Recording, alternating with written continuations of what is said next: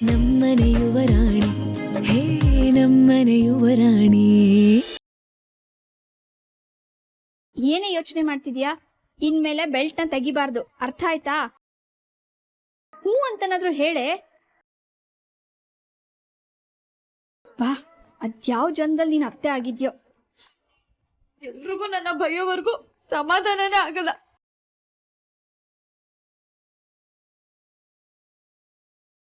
ಇಲ್ಲ, ಇವತ್ತೇ ಮುಗಿಸ್ಬಿಡು ಅಹಲ್ಯ.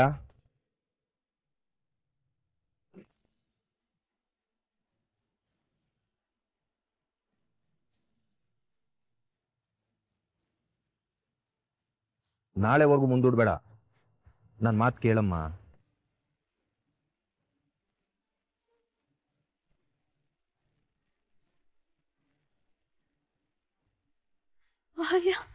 ಅಹಲ್ಯ ಅಕ್ಕನ ಜೊತೆ ಮಾತಾಡ್ತಿದಾರ. ಏನನ್ ಮುಗಿಸ್ಬೇಕು ಅಂತ ಹೇಳ್ತೀಯಾರ? ಯಾರನ್ನ ಮುಗಿಸ್ಬೇಕು ಅಂತ ಹೇಳ್ತೀಯಾರ? ಅಲ್ಲ, ಒಂದೇ ಮನೆ ಒಳಗೆ ಇದ್ಕೊಂಡು ಫೋನಲ್ಲಿ ಮಾತಾಡ್ತಿದಾರ ಅಂದ್ರೆ ಏನೋ ಮನೆ ಹಾಳು ಕೆಲಸ ಮಾಡೋದಕ್ಕೆ ಪ್ಲಾನ್ ಮಾಡ್ತಿದಾರೆ ಅಂತ ಅರ್ಥ.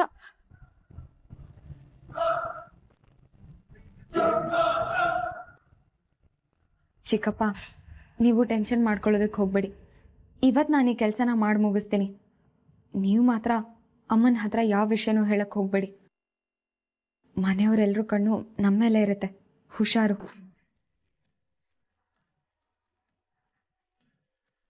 ಯಾವುದೇ ಕಾರಣಕ್ಕೂ ಅಮ್ಮನ ಹತ್ರ ಮಾತ್ರ ಈ ವಿಷಯನ ಹೇಳಕ್ಕೆ ಹೋಗ್ಬೇಡಿ. ನಾನು ಈ ಕೆಲಸ ಮಾಡಿ ಮುಗಿಸ್ತೀನಿ.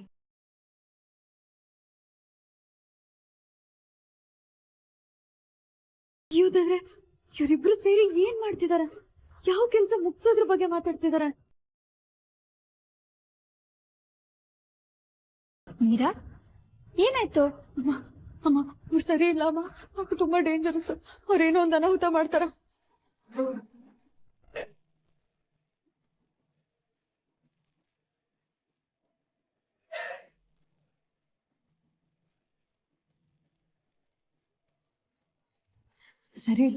ಸರಿ ಇಲ್ಲಮ್ಮ ಇವರು. ಮೀರಾ ಮೀರಾ ನಿಂತ್ಕೊಳ್ಳೆ. ಮೀರಾ ಮೀರಾ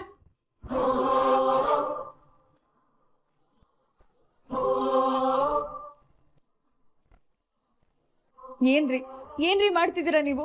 ಏನ್ ಮಾಡ್ಬೇಕು ಅನ್ಕೊಂಡಿದ್ದೀರಾ? ಏನಾಯ್ತು ಪುಟ್ಟ? ಮೀರಾ, ಅಮ್ಮ ಇವರು ನಾವ್ ಅನ್ಕೊಂಡಾಗ ಇಲ್ಲ ಕಣಮ್ಮ. ಇವ್ರು ಯಾವ್ದೋ ಕೆಟ್ಟ ಉದ್ದೇಶ ಇಟ್ಕೊಂಡು ಈ ಮನೆಗ್ ಬಂದಿದ್ದಾರೆ. ಮೀರಾ, ಮುಚ್ಚೆ ಬಾಯಿ. ಏನೇ ಮಾತಾಡ್ತಿದ್ಯಾ?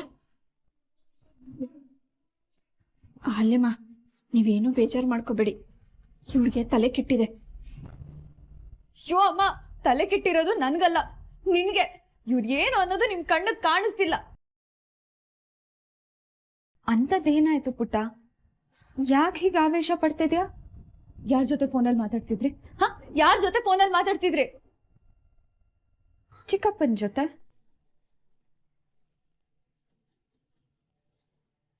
ಕೇಳಿದ್ಯೇನಮ್ಮ?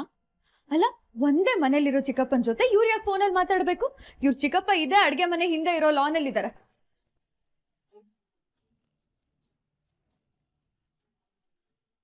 ಯಾಕಮ್ಮ, ಏನ್ ವಿಷಯ?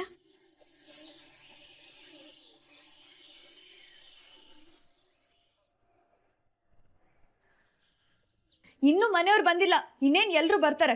ಎಲ್ರು ಮುಂದೆ ನಿಮ್ ಬಂಡವಾಳ ಬಯಲ್ ಮಾಡ್ತೀನಿ. ಮೀರಾ ಪ್ಲೀಸ್, ಸ್ವಲ್ಪ ಮೆತ್ತಗೆ ಮಾತಾಡು. ನಿಮ್ ಚಿಕ್ಕಪ್ಪ ಮನೆಯಲ್ಲಿದ್ರು ಫೋನಲ್ಲಿ ಯಾಕಮ್ಮ ಮಾತಾಡ್ತಾ ಇದ್ದೆ? ಅಮ್ಮ, ನಾನು ಮದುವೆ ಆಗೋದಕ್ಕೂ ಮೊದಲು ದೇವಸ್ಥಾನಕ್ಕೆ ಹೂ ಕಟ್ಕೊಡ್ತಾ ಇದ್ದಿದ್ದು ನಿಮಗೆ ನೆನಪಿದೆ ಅಲ್ವಾ? ಅವ್ರ ಹತ್ರ ಮದುವೆ ಖರ್ಚಿಗೆ ಅಂತ ಅಡ್ವಾನ್ಸ್ ತಗೊಂಡಿದ್ವಿ. ಈಗ 2 ದಿನ ಆಯಿತು ಮದುವೆ. ಮನೆ ತುಂಬಿಸ್ಕೊಳ್ಳೋ ಶಾಸ್ತ್ರದ ಓಡಾಟದಲ್ಲಿ ಅವ್ರಿಗೆ ಮಾಲೆ ಮಾಡಿಕೊಡೋದಕ್ಕೆ ಆಗಲಿಲ್ಲ. ಅವ್ರಿಗೆ ಹಣನ ವಾಪಸ್ ಕೊಡಬೇಕಿತ್ತು. ಚಿಕ್ಕಪ್ಪನ ಹತ್ರ ಕೇಳಿದ್ರಂತೆ. ಅದಕ್ಕೆ ಚಿಕ್ಕಪ್ಪ ಅವ್ರ ಹತ್ರ ಮಾತಾಡಿ ಈ ಕೆಲಸನ ಇವತ್ತೇ ಮುಗಿಸು ಅಂತ ಹೇಳಿದ್ರು.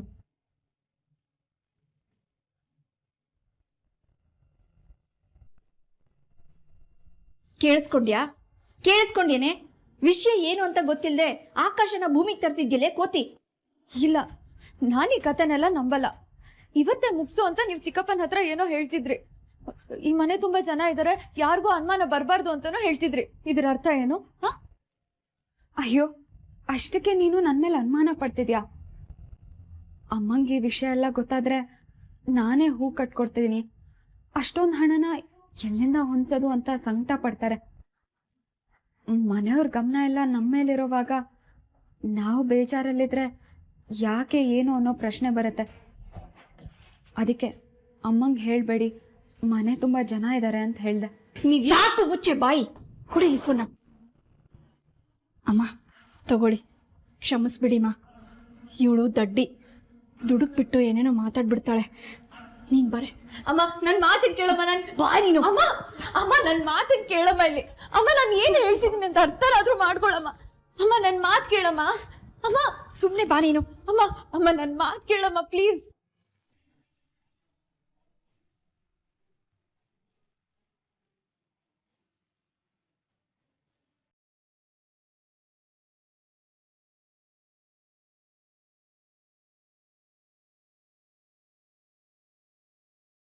ಅಹಲ್ಯ, ನೀವೇನ್ ಮಾಡ್ತಿದ್ದೀರಾ ಇಲ್ಲಿ? ಹಾ, ನೀವು ಈ ಮನೆಗೆ ಕರ್ಕೊಂಡ್ಬಂದು ಮಾಡಿರೋ ಅವಾಂತರಕ್ಕೆ ನಮ್ಮ ಕೈ ಕಟ್ಟಾಕ್ದಂಗಾಗಿದೆ.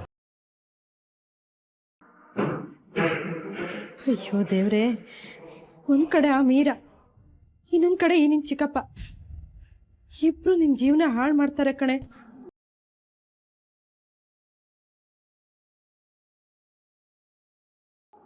ಅಮ್ಮ, ಗೊತ್ತಿಲ್ಲದೆ ಏನೇನೋ ಮಾತಾಡ್ಬೇಡ.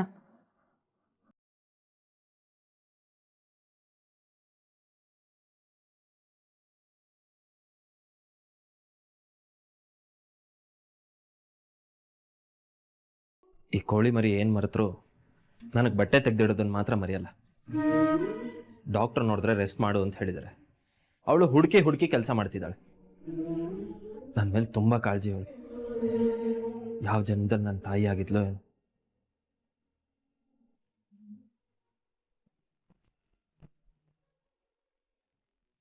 ಇದೇನಿದು ಚೀಟಿ? ಮೀರಾ ಹೀಗೆಲ್ಲ ಚೀಟಿ ಇಡಲ್ವಲ್ಲ?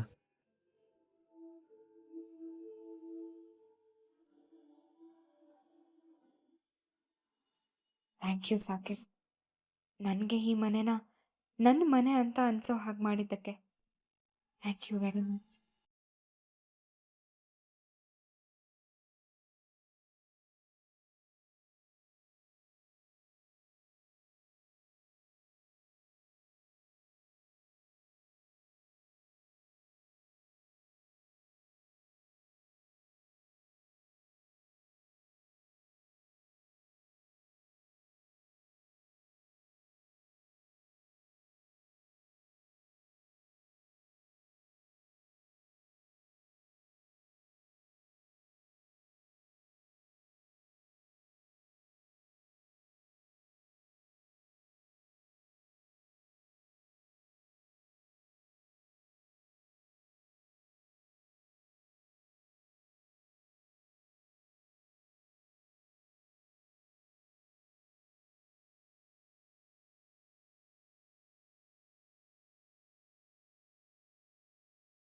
ವಾವ್, ನೇರವಾಗಿ ಮಾತಾಡೋದಕ್ಕಿಂತ ಈ ರೀತಿ ಚೀಟಿಲಿ ಮಾತಾಡೋದೇ ಕ್ಯೂರಿಯಸ್ ಆಗಿದೆ.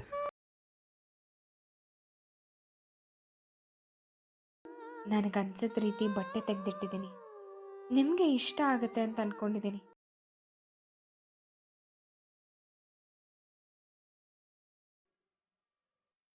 ನನಗೆ ನೀವಿಷ್ಟ, ನೀವು ಮಾಡೋ ಕೆಲಸ ಇಷ್ಟ, ನಿಮ್ಮ ಮಾತಿಷ್ಟ, ನಿಮ್ಮ ನಡೆ ನುಡಿ ಇಷ್ಟ, ನಿಮ್ಮ ಕಣ್ಣಿಷ್ಟ,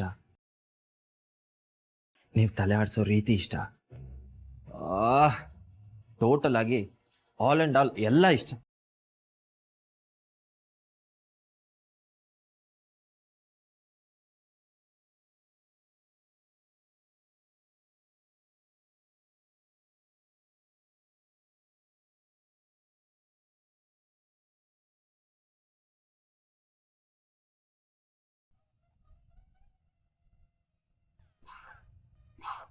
ಇನ್ನು ಏನೇನು ಇಷ್ಟ ಆಗುತ್ತೆ ಅಣ್ಣ?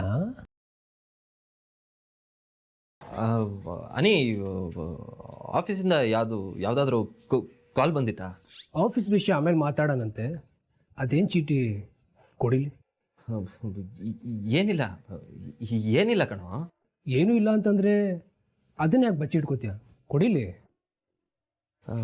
ಅನಿ, ಮೀರಾ ಎಲ್ಲೂ ಕಾಣಿಸ್ತಿಲ್ಲ. ಎಲ್ಲಿದ್ದಾಳೆ ಅಂತ ಹೋಗಿ ನೋಡೋ ಪ್ಲೀಸ್ ಪ್ಲೀಸ್. ಅವಳಾಗಲೇ ರಂಗೋಲಿನ ನೋಡಿ ಮುಖ ಒದಿಸ್ಕೊಂಡು ರೂಮ್ಗೆ ಹೋಗಾಯ್ತು. ನೀನು ಡವ್ ಮಾಡಿಬಿಡೋಣ. ಚೀಟಿ ಕೊಡು. ಕೊಡೋಣ. ಅನಿ ಅನಿ ಅನಿ ನೋಡು ನೋಡು, ಪ್ಲೀಸ್ ಪ್ಲೀಸ್ ಟವಲ್ ಉದ್ರೋಗುತ್ತೆ. ಬೇಡ ಕಣೋ, ಬೇಡ. ಟವಲ್ ಉದ್ರೋಗುತ್ತಾ? ಅನಿ ಕೊಡು. ಕೊಡಲ್ಲ. ಕೊಡಲ್ವಾ? ಕೊಡ್ಲಿಲ್ಲ ಅಂದ್ರೆ ಆಯ್ತು ಆಯ್ತು ಆಯ್ತು ಆಯ್ತು ಕೊಡ್ತೀನಿ ಕೊಡ್ತೀನಿ. ಕೊಡು ಕೊಡು ಕೊಡು. ಹಾಗೆ ಬಾ ದಾರಿಗೆ.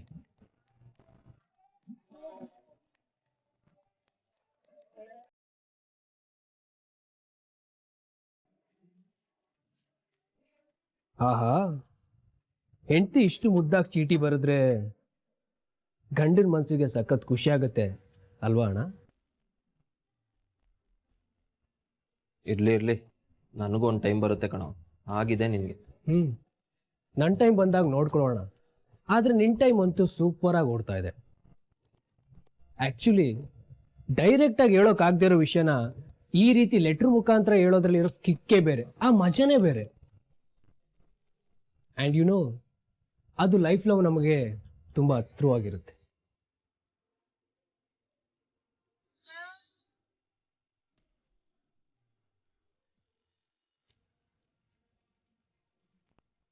ಅಮ್ಮ, ನಾವ್ ಅನ್ಕೊಂಡ್ ಹಾಗಿಲ್ಲ ಕಣಮ್ಮ. ಅವರು ಎಲ್ಲೋ ಏನೋ ತೊಂದರೆ ಆಗಿದೆ, ಆದ್ರೆ ಅದೇನು ಅಂತ ಸರಿಯಾಗಿ ನಮಗ್ ಅರ್ಥ ಆಗ್ತಿಲ್ಲ. ಒಂದ್ ವೇಳೆ ಅಹಲ್ಯ ಅಕ್ಕ ನಮಗ್ ಒಳ್ಳೇದ್ ಮಾಡದಿದ್ರು ಚಿಂತೆ ಇಲ್ಲ, ಆದ್ರೆ ಅವ್ರಿಂದ ಏನಾದ್ರೂ ಕೆಟ್ಟದಾದ್ರೆ ಏನಮ್ಮ ಮಾಡೋದು? ಮೀರಾ, ಆದ್ರೆ ಹೋದ್ರೆ ಅಂತೆ ಕಂತೆಗಳನ್ನ ನಂಬ್ಕೊಂಡು ಬದುಕಕ್ಕಾಗಲ್ಲ. ಒಂದ್ ವೇಳೆ ನೀನ್ ಹೇಳಿದ್ದೆ ನಂಬೋದಾದ್ರೆ ಅಹಲ್ಯಾಳಲ್ಲಿ ನಮಗೂ ಕುಂದು ಕೊರತೆ ಕಾಣಿಸ್ಬೇಕಾಗಿತ್ತು. ಆದ್ರೆ ನಮಗೆ ಯಾಕೆ ಇವತ್ತವರೆಗೂ ಏನು ಕಾಣಿಸಿಲ್ಲ? ನಿನಗೆ ಹೇಗೆ ಕಾಣಿಸ್ಬಿಡುತ್ತೆ? ಮೀರಾ, ನೀನೇ ಯೋಚನೆ ಮಾಡು. ನೀನ್ ಅಹಲ್ಯಾಳನ್ನ ನೋಡ್ತಾ ಇದೀಯ, ಅರ್ಥ ಮಾಡ್ಕೋತಾ ಇದೀಯ, ಯೋಚನೆ ಮಾಡ್ತಾ ಇದೀಯ. ಅದೇ ಅಹಲ್ಯ ಇರೋ ಮನೆಯಲ್ಲಿ ನಾನು, ಅನಿಕೇತ್, ಸಾಕೇತ್, ಪ್ರಣಮ್, ಯಜಮಾನ್ರು, ಸುಂದ್ರ ಎಲ್ಲರೂ ಇದೀವಿ. ಎಲ್ಲರೂ ಅವಳ ನಡತೆನ ಸೂಕ್ಷ್ಮವಾಗಿ ಗಮನಿಸ್ತಾ ಇದೀವಿ. ನಮಗ್ ಯಾವುದು ಅಂತ ಕುಂದು ಕೊರತೆ ಕಾಣಿಸಿಲ್ಲ. ನೀನೊಬ್ಳಿಗೆ ಹೇಗೆ ಕಾಣಿಸ್ಬಿಡುತ್ತೆ? ಅದ್ ನಿನಗ್ ಕಾಣಿಸ್ತಾ ಇದೆ ಅಂದ್ರೆ ಅದು ನಿನ್ ತಪ್ಪು. ನೀ ನೋಡೋ ದೃಷ್ಟಿ ತಪ್ಪು.